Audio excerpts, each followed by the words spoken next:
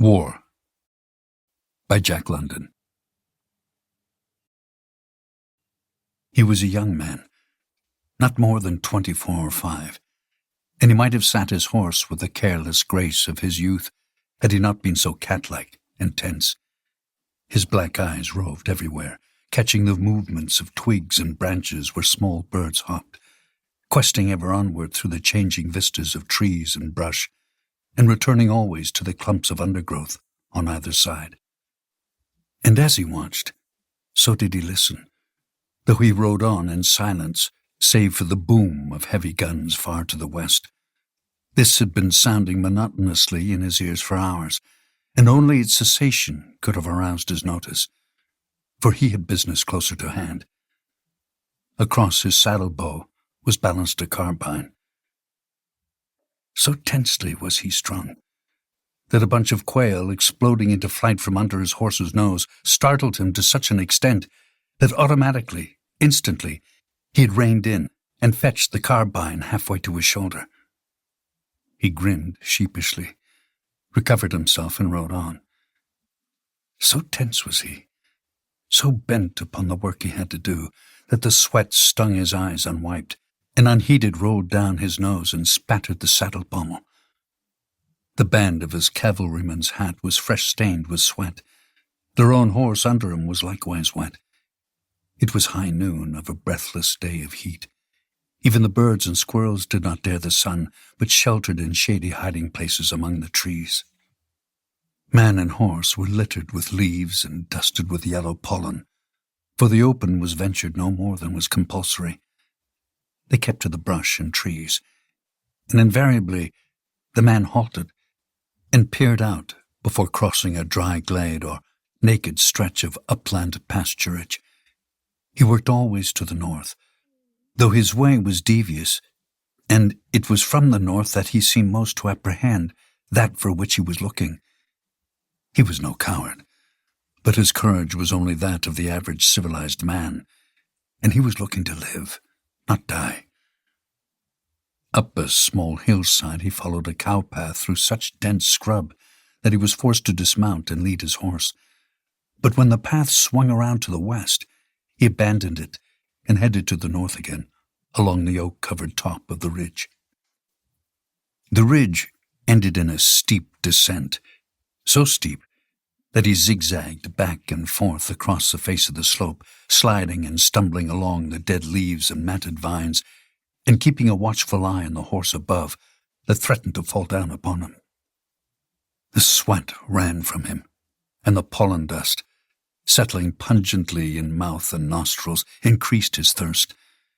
Try as he would, nevertheless the descent was noisy, and frequently he stopped, panting in the dry heat, and listening for any warning from beneath.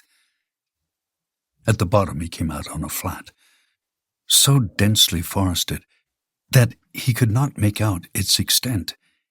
Here the character of the woods changed, and he was able to remount. Instead of the twisted hillside oaks, tall, straight trees, big-trunked and prosperous, rose from the damp, fat soil.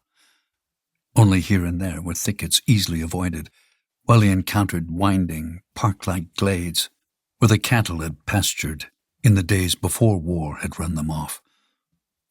His progress was more rapid now, as he came down into the valley, and at the end of half an hour he halted at an ancient rail fence at the edge of a clearing. He did not like the openness of it, yet his path lay across to the fringe of trees that marked the banks of the stream. It was a mere quarter of a mile across that open, but the thought of venturing out in it was repugnant.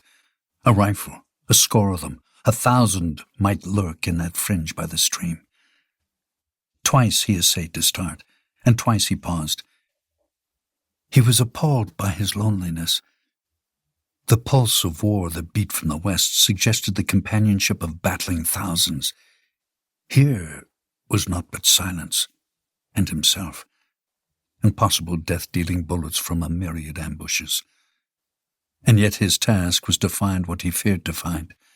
He must on and on till somewhere, sometime, he encountered another man or other men from the other side, scouting, as he was scouting, to make report, as he must make report, of having come in touch. Changing his mind, he skirted inside the woods for a distance, and again peeped forth. This time, in the middle of the clearing, he saw a small farmhouse. There were no signs of life, no smoke curled from the chimney, not a barnyard fowl clucked and strutted. The kitchen door stood open, and he gazed so long and hard into the black aperture that it seemed almost that a farmer's wife must emerge at any moment. He licked the pollen and dust from his dry lips, stiffened himself, mind and body, and rode out into the blazing sunshine. Nothing stirred. He went on past the house and approached the wall of trees and bushes by the river's bank. One thought persisted maddeningly. It was of the crash into his body of a high-velocity bullet.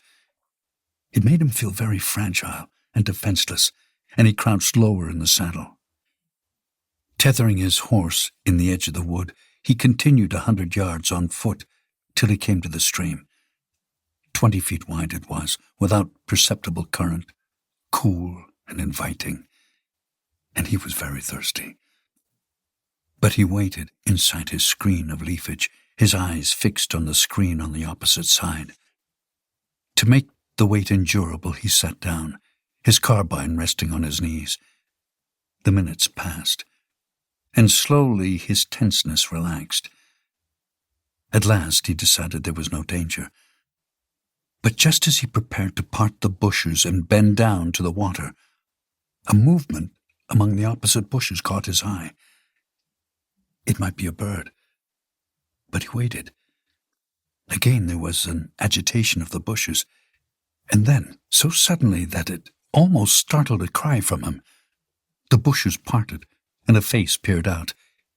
It was a face covered with several weeks' growth of ginger-colored beard.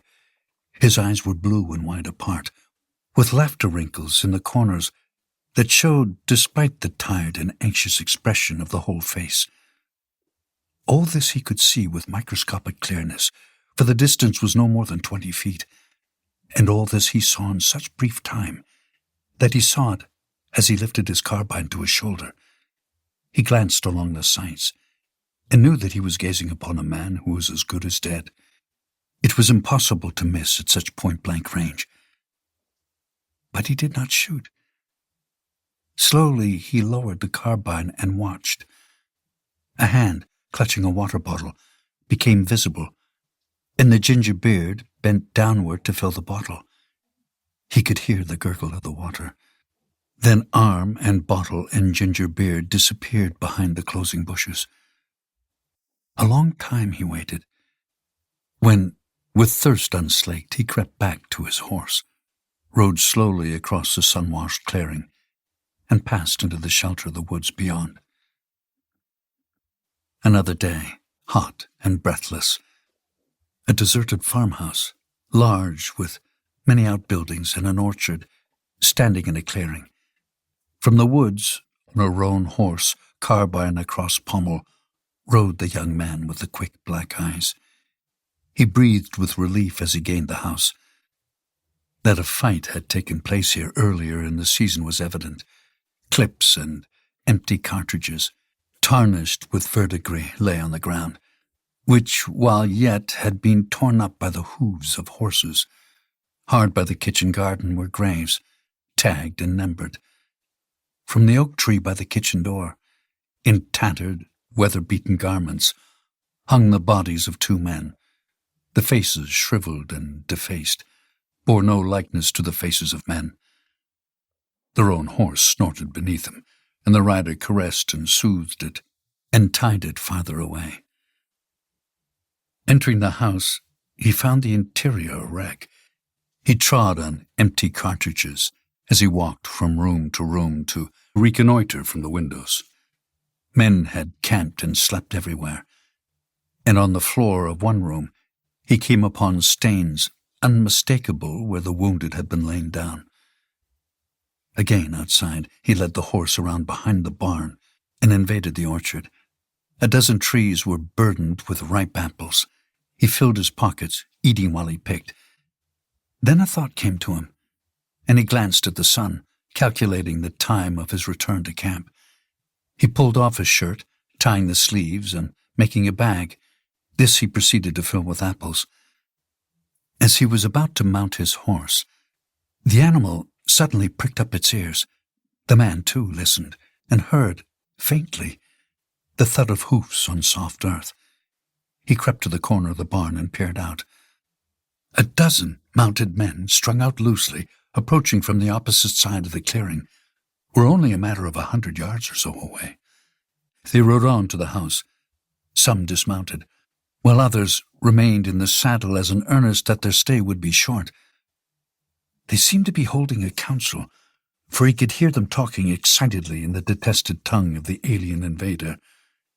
The time passed, but they seemed unable to reach a decision. He put the carbine away in the boot, mounted, and waited impatiently, balancing the shirt of apples on the pommel. He heard footsteps approaching, and drove his spurs so fiercely into their own as to force a surprised groan from the animal as it leapt forward. At the corner of the barn he saw the intruder, a mere boy of 19 or 20, for all of his uniform, jump back to escape being run down. At the same moment, the roan swerved, and its rider caught a glimpse of the aroused men by the house. Some were springing from their horses, and he could see the rifles going to their shoulders. He passed the kitchen door, and the dried corpses swinging in the shade, compelling his foes to run around the front of the house. A rifle cracked, and a second, but he was going fast, leaning forward, low in the saddle, one hand clutching the shirt of apples, the other guiding the horse. The top bar of the fence was 4 feet high, but he knew his roan and leapt it at full career, to the accompaniment of several scattered shots. 800 yards straight away were the woods, and the roan was covering the distance with mighty strides. Every man was now firing, pumping their guns so rapidly that he no longer heard individual shots. A bullet went through his hat, but he was unaware, though he did know when another tore through the apples on the pommel, and he winced and ducked even lower when a third bullet, fired low, struck a stone between his horse's legs and ricocheted off through the air, buzzing and humming like some incredible insect. The shots died down as the magazines were emptied, until, quickly, there was no more shooting. The young man was elated. Through that astonishing fusillade he had come unscathed. He glanced back. Yes, they had emptied their magazines. He could see several reloading. Others were running back behind the house for their horses. As he looked, 2, already mounted, came back into view around the corner, riding hard. And at that same moment, he saw the man with the unmistakable ginger beard kneel down on the ground, level his gun, and coolly take his time for the long shot. The young man threw his spurs into the horse, crouched very low, and swerved in his flight in order to distract the other's aim. And still the shot did not come. With each jump of the horse, the wood sprang nearer. They were only 200 yards away, and still the shot was delayed. And then he heard it. The last thing he was to hear. For he was dead ere he hit the ground in the long, crashing fall from the saddle. And they, watching at the house, saw him fall, saw his body bounce when it struck the earth, and saw the burst of red-cheeked apples that rolled about him. They laughed at the unexpected eruption of apples, and clapped their hands in applause for the long shot by the man with the ginger beard.